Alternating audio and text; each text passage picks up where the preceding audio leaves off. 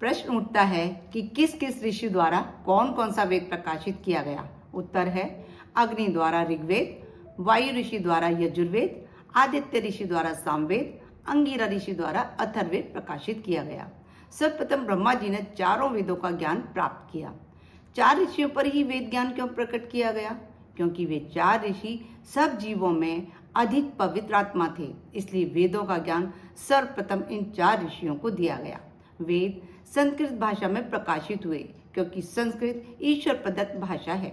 यह संसार की सबसे पहली भाषा है, पर चूंकि आज का जनसाधारण संस्कृत को जल्दी से नहीं सीख पाता, इसलिए मैंने इसे सरलतम रूप में पारस बुद्धि चैनल के माध्यम से प्रस्तुत किया है। इसमें मेरा कोई जोड़ तोड़ नहीं है। जैसा वेदों में हिंदी में सूक्तों के रूप में उपलब्ध है, मैंने उसे वैसा ही प्रस्तुत किया है। चलते हैं ऋग्वेद के प्रथम मंडल के सूक्त 110 की ओर। नमस्कार सभी को।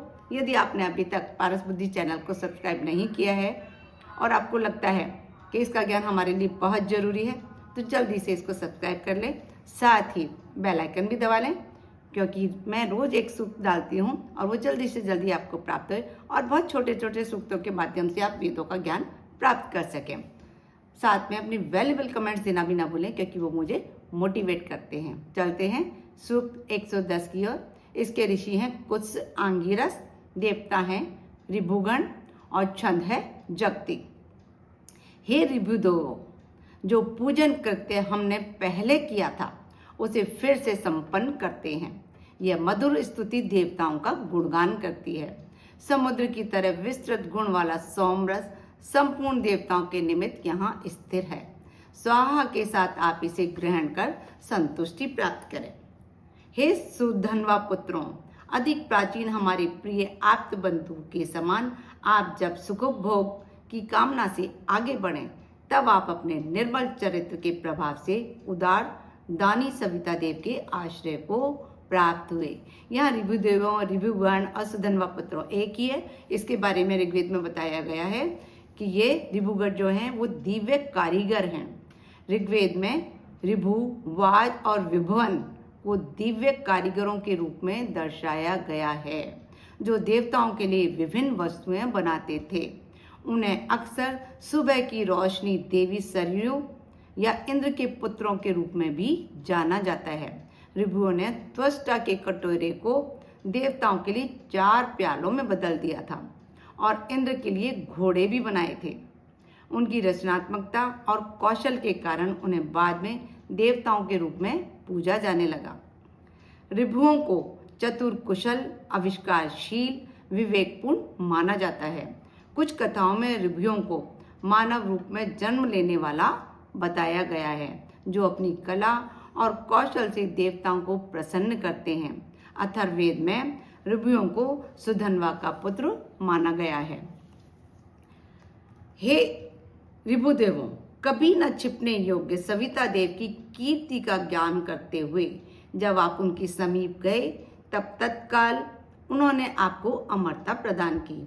त्वष्टा द्वारा निर्मित चमस को उन्होंने 4 प्रकार का बना दिया।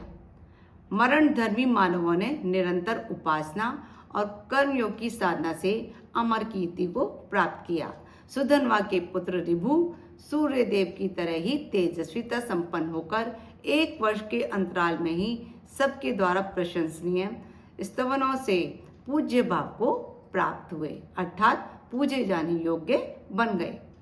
प्रशंसित ऋभुओं ने अमर देवों की कीर्ति की उपमा के योग्य यश की इच्छा की और खेत तैयार करने की तरह तेज धार वाले शस्त्र से बार बार प्रयुक्त होने वाले तीक्ष्ण तेजस्वी संकल्प से देवों के समतुल्य पात्रता व्यक्तित्व को विकसित किया।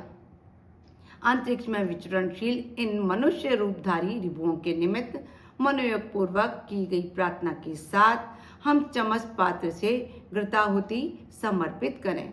हे ऋभुदेव, अपने पिता के साथ सतत क्रियाशील रहकर दिव्य लोक और अंतरिक्ष लोक से अन्न का उत्पादन करने में समर्थ हुए।